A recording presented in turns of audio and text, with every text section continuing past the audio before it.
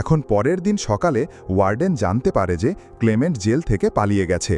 তখন সে সঙ্গে সঙ্গে ডাক্তারের ঘরে তাকে জিজ্ঞাসা করতে যায়, কিন্তু তার আসার আগেই ডাক্তার নিজের জীবন নিয়েছিল। এই সব কিছুর পর ওয়ার্ডেন অনেক রাশিয়ান সৈনিককে ডাকল আর ক্লেমেন্টকে জীবিত ধরে ফিরিয়ে আনার নির্দেশ দিল। যদিও অনেক দিন খোঁজাখুঁজির পরেও সে ক্লেমেন্টের কোনো খোঁজ পেল না। এখন এখানে জেলে সবার মনে হতে লাগলো যে ক্লেমেন্ট তো কবেই জমে গিয়ে মারা গেছে।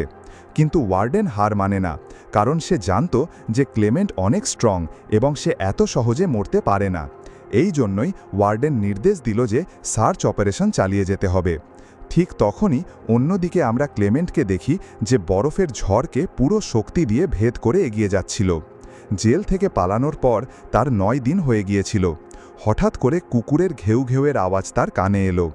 পিছন ফিরে তাকিয়ে সে দেখল যে একটা স্লেজ দ্রুত